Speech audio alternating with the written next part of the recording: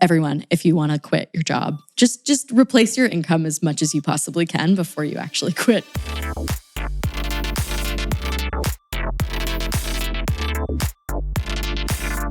Welcome to She's Interesting, a podcast about business, money, and well-being. I'm Rochelle Hariri, an award-winning marketer and startup consultant, and also the host of She's Interesting.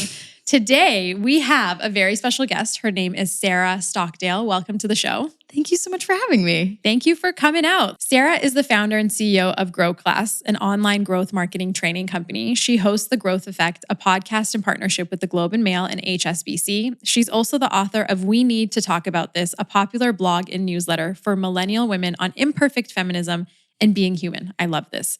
She's a guest tech expert for the CBC and CTV. She's also a TEDx speaker. Sarah spent her career at early stage tech startups, starting as a foundational team member at Wave and leading international community growth for SF startup Tilt. She's a frequent speaker at universities, events, and conferences across North America. Sarah, welcome to She's Interesting. Thank you so much for having me. I'm so excited to be here. I'm excited to have you on the show because you have a lot of great opinions. You're an excellent writer, great communicator, and I love the posts that you put on LinkedIn. I also love your POV on the tech scene, the tech bro scene, and I think it's refreshing. And I love that we're getting more women openly sharing how they feel about the current state of work, of the industry, being a mom and having your own business.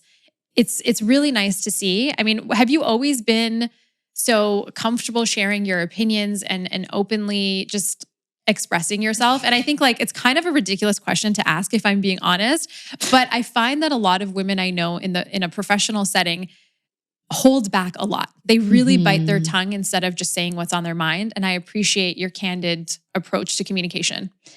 Yeah, I think in my early 20s, I definitely didn't have, I think the confidence or the built up network and what I would consider power to do so. So if I had spoken up the way that I do now, my career would have been at risk. And now I feel like at least I've, banked enough. Yeah, you paid your dues. Banked enough years, paid my dues. I'm also my own boss, so I don't have to worry about being fired, which is nice because I wouldn't fire myself. I'm kind like that.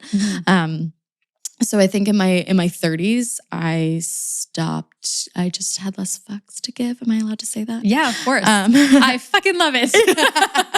Yeah, my fuck budget just got a lot thinner, and I stopped caring as much about the kinds of people's opinions that wouldn't agree with the things that I'm saying, and started focusing on taking care of the people who need it. As we get older as well, I feel like with career, with money, with everything, we just get wiser. And I feel like we also form stronger opinions as we get older. If you were to ask me things about life and career in my 20s, I don't know. At one point, I wanted to just move to Costa Rica and surf. It sounds great, but the things that I worry about and think about today and have opinions on is completely different. And I agree, as we get older and as we enter our 30s and we feel more confident in ourselves and our career and we have money, we have that fuck you money. Yeah. It becomes like a confidence booster. You feel like you have more power to speak your mind and you're less concerned about what other people think, which I preach to everyone. It's who cares what anyone thinks? Because most of the time when we're concerned about what other people think about us or what they're saying about us, literally no one's talking about us. It's all in our head.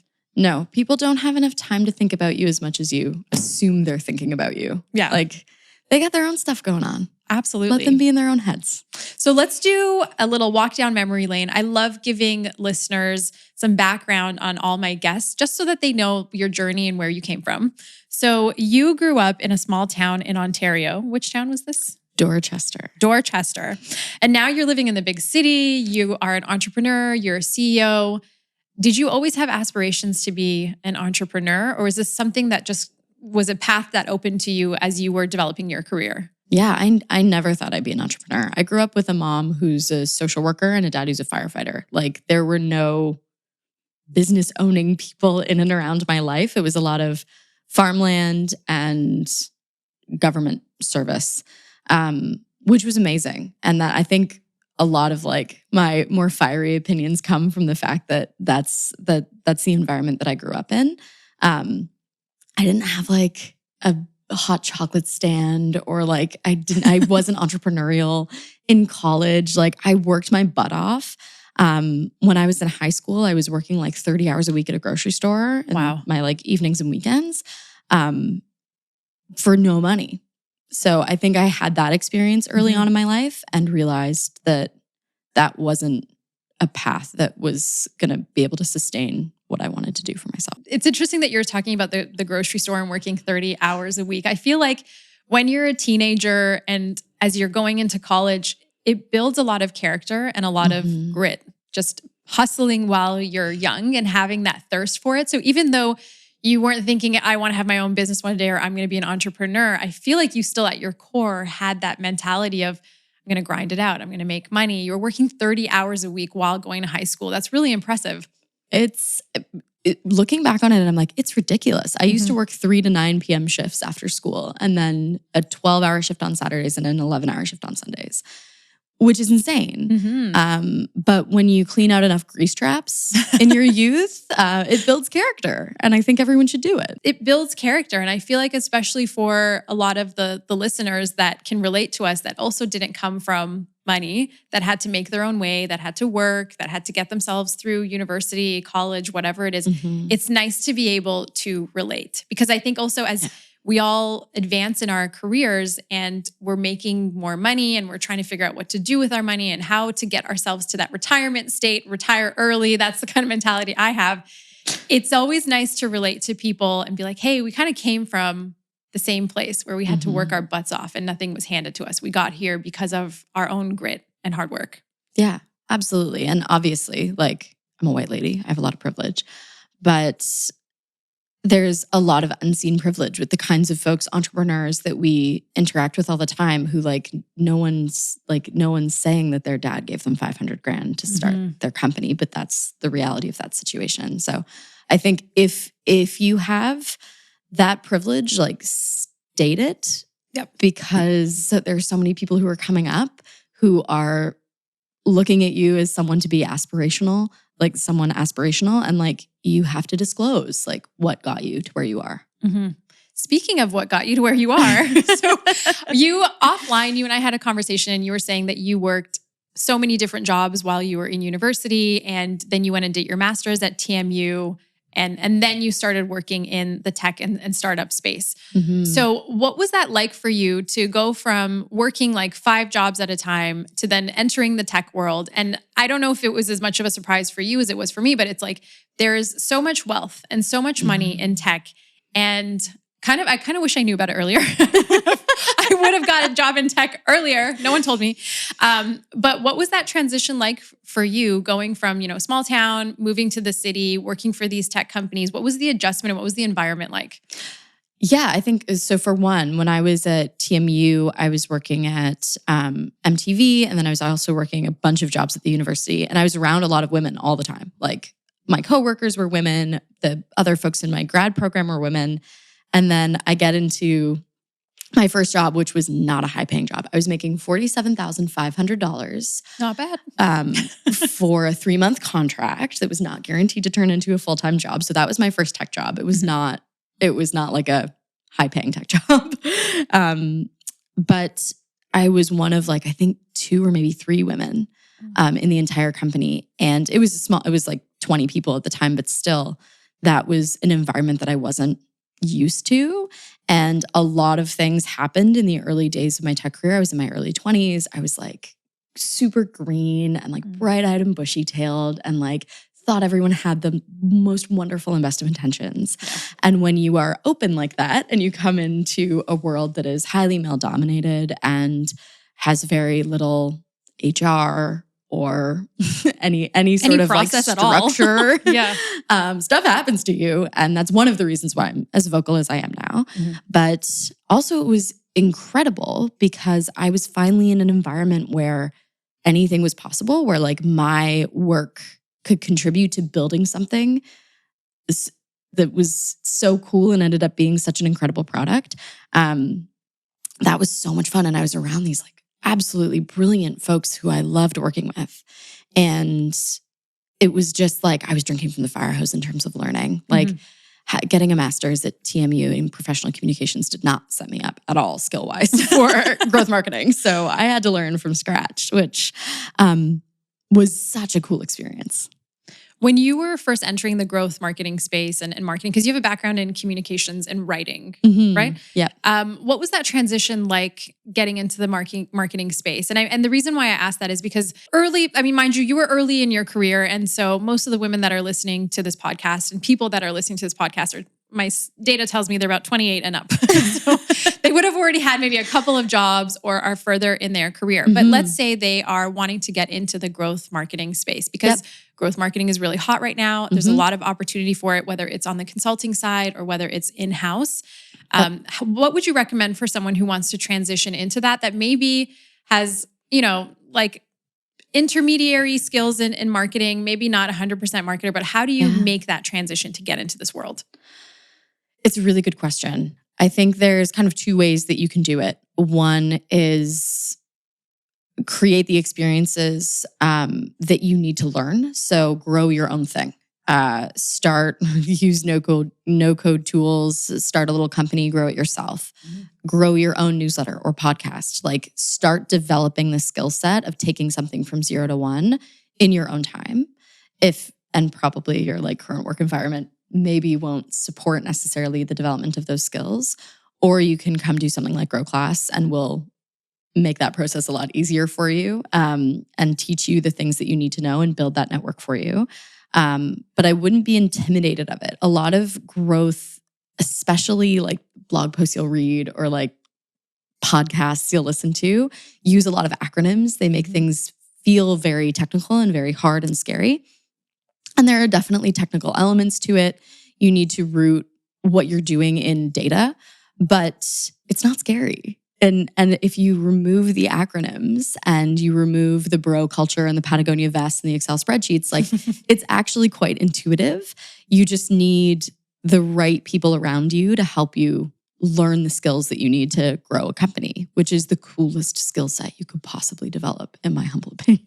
Oh, absolutely. Because it's so transferable because you could do anything. For especially a lot of people that are listening to this podcast, they are interested in entrepreneurship and starting their own business. And so what better way than to actually learn how to grow a business on someone else's dime? Yes. Oh my gosh. So that's where the learnings come in. I mean, even in my career, every job that I've taken and company that I've worked at, I've always used it as a playground for myself to learn and experiment and test and then take that to the next role. Because otherwise, I mean, what's the purpose of just doing a job just for the sake of doing it? You need to grow and learn. And especially in this market and in this economy, having skills that will make you rise to the top and be a top candidate or give yourself an opportunity to have an edge over other people, like growth marketing is so important.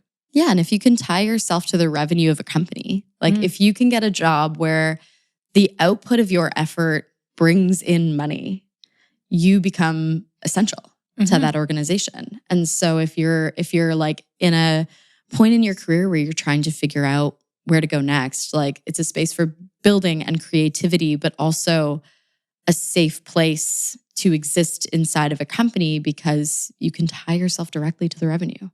And I think that's really important for women in general because there's been, in the marketing world, and we've kind of talked about this before, there's like the brand side, there's the more like holistic marketing side, and then there's the growth hacking side. I put emphasis on growth hacking. I like that you are making this marketing and growth space approachable for everyone because I think there's a tendency, even when you work within companies where teams are separated, and I worked at a company where it was like the growth team and then the marketing and brand team, which never made sense to me. I'm like, everything needs to weave together. Yes. But I like that you're making it approachable for everyone. And so as you've created this program for Growclass, how do you make sure that there's more like equitable ways for women to get involved in the growth space?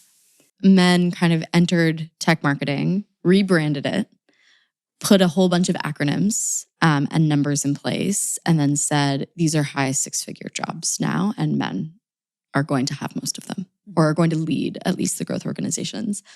And that's bullshit. So, Preach. Yeah. So we have a no acronyms rule at Growclass. We have a no dumb questions rule at Growclass, and like we're really intense about it. If there's anything that we ever say that folks are even a little bit confused about, we want to stop and explain and offer examples and case studies and make it as clear as possible. I have ADHD, so we have designed the program for folks who like education that is also entertaining, that is also storytelling, and that is short. Like short videos that you can consume and then interact with real people and have a real community built around your learning. So our programs are like 98% women and have a huge diversity in terms of representation. And that's very different from the majority of tech education. Yeah. And I think I saw on your website that, I'm going to misquote it, but women or people who've gone through the Growclass program, they've seen an increase in salaries by like $30,000. Yeah, something around like that. 27,600 is like the average within 3 months. That's great. Graduating. It's one of our goals, right? We want people to make more money, have more resources, have more power. Yeah. And that gives you freedom and opportunity. In your career, you started in the startup tech space. You were at Wave, you were at Tilt. Then Airbnb bought Tilt while you were still at Tilt, or was this after you left? While I was still at Tilt. Okay. I had been planning my exit already. I had talked to my boss about leaving. And the week that we were acquired was the week that I had planned to quit, which is wild. Like I just couldn't get a hold of my boss because he's wonderful. And he was like, don't quit. Not yet. I can't tell you why, but don't do it yet. He was in London and he just kept canceling my meetings. And you're probably like, I really want to quit. Yeah, I was like, I want to give like a ton of notice. Like I'm trying to do this the right way. But he was in a very kind way trying to protect me because he had more information than I did. But I was already quite burnt out at the point that we were acquired. So I helped with a little bit of the M&A transition and some of the PR stuff around it, and then went and did my own thing. When you started your agency, so for those who don't know, Sarah started a consulting agency with tech startups who are venture-backed. When you started the agency, did you take a break because you were saying you were a little bit burnt out? Or were you just like, I'm so excited to do my own thing. I want to jump right in? So before I knew about the acquisition, I didn't have a huge cushion. I hadn't been working for like a ton of my life. So I had already actually signed a couple of clients before I found out about the acquisition. Good move. Everyone, if you want to quit your job, just replace your income as much as you possibly can before you actually quit. That was my goal. But my goal was also to only work 20 hours a week. So I was super burnt out. I was at that point like a combination of like sick, depressed, and apathetic, which is like not a consultant that you want to join your team. Like nobody should have hired me. But I just wanted to do yoga in the day. I wanted to take myself out for a brunch on a Wednesday and sit with a book. Like I just needed time to heal my brain. So I was able to do that 20 hours a week thing for about 4 months before I started to get bored and antsy. Going to therapy was one of the best decisions I ever made. It helped me understand myself better, and I am where I am today thanks to therapy. That's why I'm thrilled Shift Collab is making therapy more accessible with virtual therapy sessions from coast to coast and access to over 125 social workers and psychotherapists who are ready to help you navigate life's challenges. Shift Collab modernizes the therapy experience and makes it human. They're not just an app or an Uber-like therapy network. They have rigorous quality control, and their mission is to provide valuable, actionable therapy. Shift Collab is amazing. They want to make sure your therapist is the right fit for you, so they offer a complimentary meet and greet with any of their therapists. Once you've selected a therapist you vibe with, together you decide on your goals and meeting frequency. If you need someone to talk to, visit shiftcollab.com. That's shiftcollab.com. Great therapy, better humans. So did you scale and grow a team? Because you were doing the agency consulting business for about 2.5 years. Yep. Was it solo? Was that like a conscious decision to grow? How did you manage that? And the reason why I ask this is because I also quit at Shopify and I started consulting. I stayed solo because I also was just tired of leading a team at the time. And I just wanted to focus on myself and my own growth. And I'm hearing this from a lot of people in the She's Interesting community as well, that they're just kind of tired. They're tired of being management. They need a break. And a lot of people want to do the consulting gig, but I want to be able to show them different ways that you can be a consultant, whether you scale it and turn it into an agency or work solo. So what was your experience like? How did you make those decisions? And were you happy with the decisions? Yeah, I did it solo for a while. I added a full-time team member about a year in, mostly just because there were too many things I was excited to take on and I didn't have enough bandwidth. And then I also added an admin assistant. I am like all for solopreneurship. Like I don't love managing people. My team at Growclass are incredible and they're like the only people I want to work with. But I don't love like managing a big team. I did it at Tilt. It wasn't my bag, if you will. It's exhausting too. Yeah. It's and like I'm a very empathetic person. I want people to be having a good experience. And if there was even one person on my team that was struggling, like I was struggling, like I wanted everyone always to be okay. And at tech companies, they're not okay. They're not okay. We're never okay. No. Which is really hard for a manager that doesn't have control over the reasons why they're not okay. Yeah.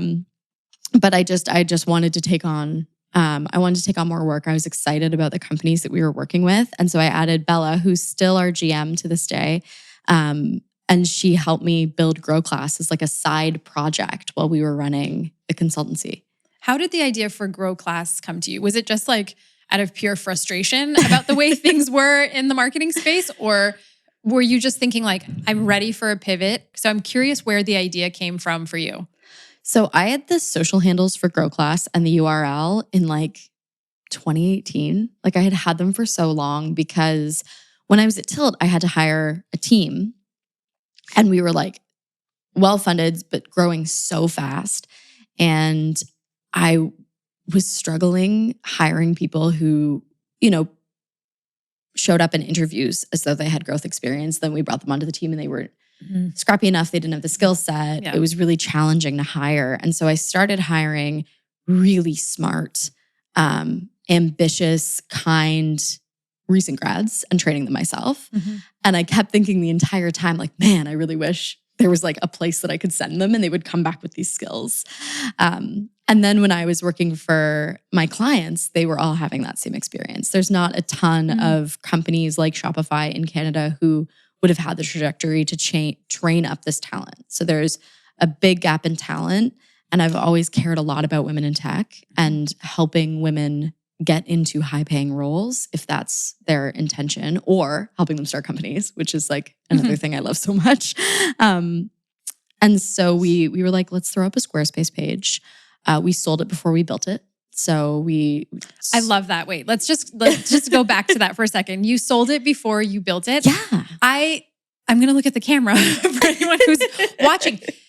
This is exactly the thing. Like, don't ever let imposter syndrome get in your way. Don't ever let yourself talk yourself out of doing something without putting it out there first. Like, I love that you're like, we're just going to see what the response is to this. And then we'll put it together. Like, obviously you're an expert. You know how to do this. You've trained people. That part's not an issue. But it's just like the first step of the business, which is getting that demand. And I love that you did that. So how long did you have that landing page or Squarespace page up? The first time we launched it was in person because we hadn't built anything. So we're like, we'll do it in person. And it sold out, I think, in about 48 hours. And we were like, oh, that's too many people. Like our room isn't big enough. So we had to shut it down. We still have those folks in our community to this day. Like some of the people in our very first cohort of Growclass are like mentors in the current Growclass community. And at what point did you decide, hey, this is actually taking off and I'm more passionate about Growclass versus consulting? Yeah. And how did you make that decision to close down the agency and then pursue one path versus the other? I made that decision in February of 2020, which right before we know what was about to happen. And I was out actually for coffee with a friend who's in the industry, and she was like, our lives are going to be weird and hard for the next little while. And I was like, ha ha ha, you're funny. And then a month later, she was immediately correct. But no, the consultancy became a crutch. So the consultancy was paying our bills, it was paying salaries, but it was taking up so much of our time. And we had this like glimmer of these like incredible testimonials we had from students, this incredible community we were building, this thing that like we really loved. And then we would have to like the altitude sickness of working on your business and then working on other people's businesses and coming in and out of the politics and the problems and the different products. And we were working with early stage Series A companies. They were changing like every week. We would have to keep up with what was happening. And it just was, we were going to kill this like seed of an idea, this like special thing we had built if we kept dividing our attention between both of the things. So we, again, sold it before it was built. I decided that we were going to build Growclass online so that it could be global. This is before the pandemic. Thank goodness we had already started.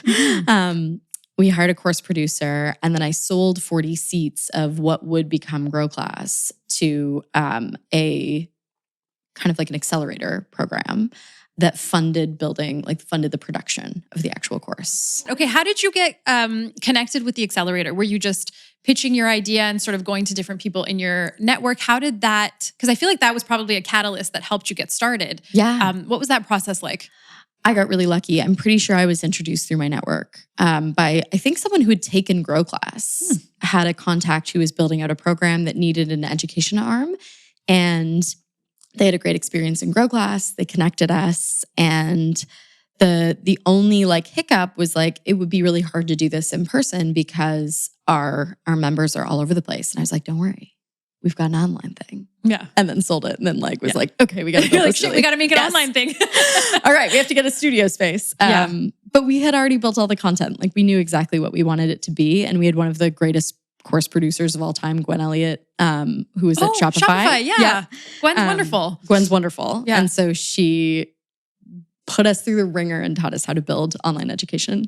That's amazing. It's another reminder that sometimes your idea comes to you at the right time. Things just sort of align when it's meant to be. And also that your network is so important. Yes. And you can't build a business in a vacuum, right? You can't just be like, I'm by myself. I think sometimes online we get these messages from like YouTube or these TikTokers or whatever that are like, I'm in Bali by myself, or I'm in some like remote place in El Nido, Philippines, and I'm building this online business. And it's really hard if you don't have a community to support you and you're trying to do things on your own. And so networking becomes really crucial to kickstarting your business and growing your business and getting those connections. Are there any tips you have that you've used throughout your career and running your business of how to network without making it feel like it's not authentic? I think so first off, like the privilege that I had building my business was my network. Like that was my early 20s, going to events in the evenings, making tons of friends, keeping relationships. Like that enabled me to do what I'm doing now. If I hadn't done that, like if she hadn't hustled, I wouldn't get to do this. Yeah. Very grateful to past self. But I would say like, look at building your network in terms of friendships. Like you are making a bunch of new friends that you are going to add value to their experience.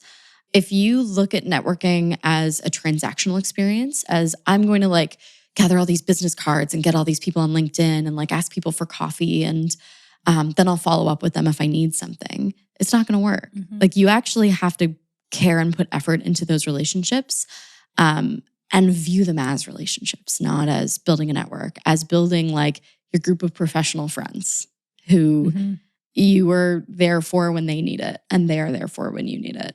When you started Growclass, we've been spending a lot of time talking about Growclass, but I think it's important for anyone who's listening to understand how to build a business and then successfully continue to grow it. And you've been in this game for 3.5 years now? Yep. Yeah, 3.5 years, successful business, doing really well, selling out courses.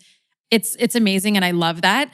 When you started Growclass, you didn't take any external funding. There's no investment support. You did this all on yourself. Can we spend a bit of time talking about what that process was like and how you went from 0 to 1 on your own before you hired a team? Because I think that's oftentimes the most difficult spot and the place where people tend to give up before they see the light. Like it's like, oh, this is really hard. I've been doing this for 3 months. I don't know if I can continue. What did you go through? How did you set yourself up for success? Oh, I failed a lot. Okay, let's talk about that too. Tons of mistakes. One of the things that I had to learn kind of the hard way early on is you can call yourself a founder, but you're really like the original salesperson. Like if you can't sell, if you don't like deeply believe in the thing that you're building enough to like sell it to anyone, it's going to be really hard for you to build a business from scratch because you are the 0 to 1. Founder sales is how you get that initial revenue. And for us, we had like some savings built up in the business account from the agency, from the consultancy.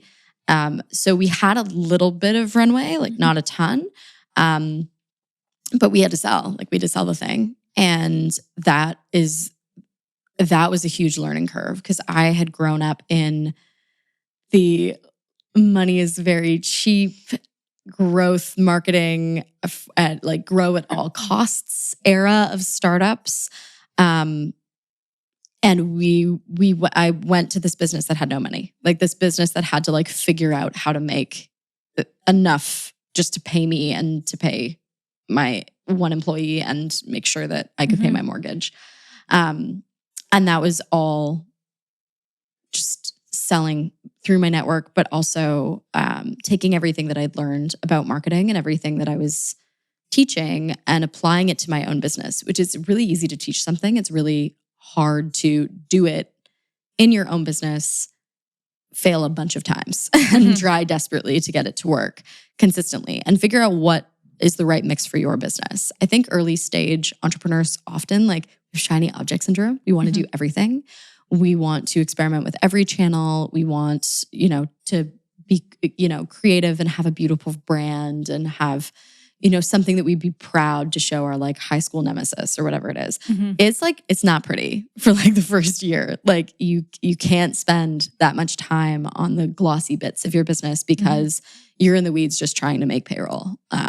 And those sales skills come from just learning how to do it over and over again and having my friend Melissa Nightingale, shout out to Melissa Nightingale, tell me the book that I had to buy to learn sales because she was like, you need to learn this. You're like, that's lovely. Yeah. I was like, thanks. On top of all my other things, now I have to read a book. Now I have to be a salesperson. What is your number one growth tip for anyone who's starting an online business or has a newsletter? Like what's one thing that you're like, if you're not doing this, you are wasting your time?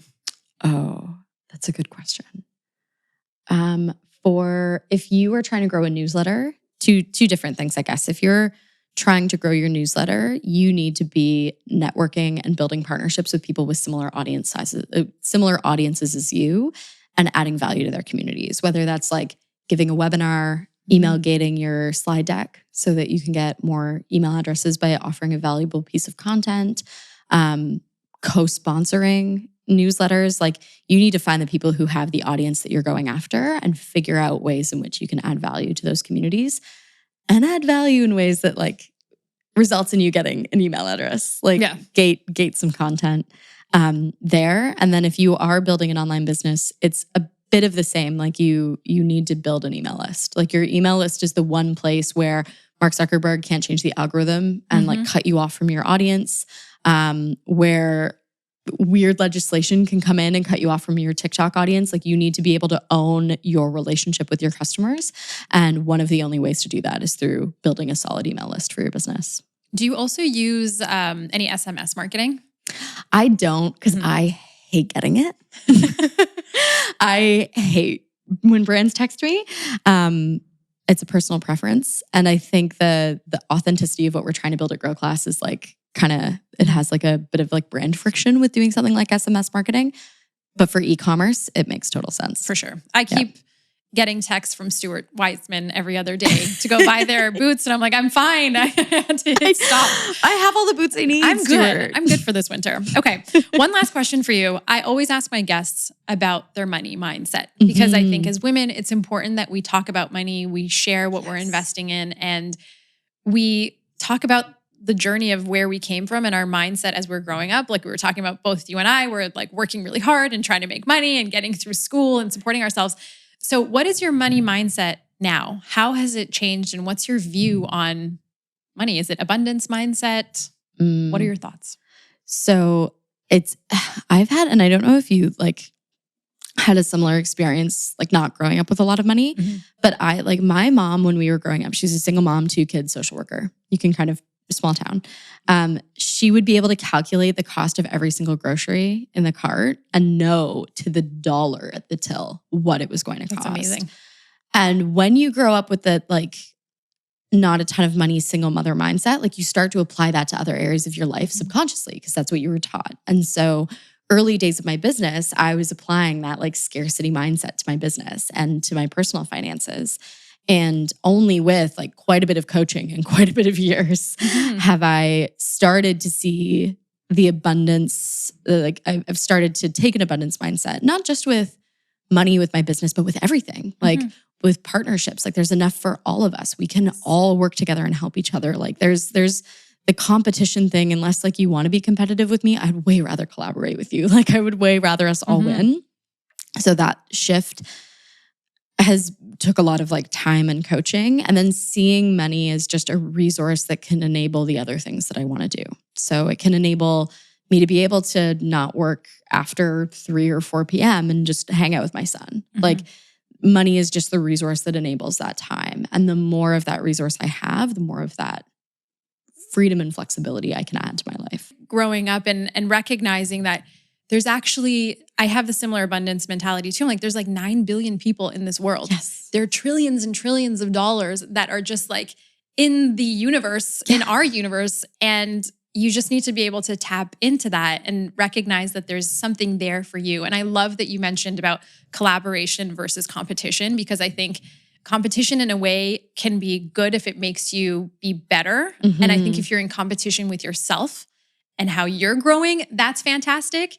And then collaborating with other people, it's just like, why not build a community? Why not all win together versus being like, oh, if this person gets it, that means I don't have a chance. Well, it's like maybe if someone got an opportunity that you didn't, that wasn't your opportunity. You have something else. Like, that look in a was different for them. direction.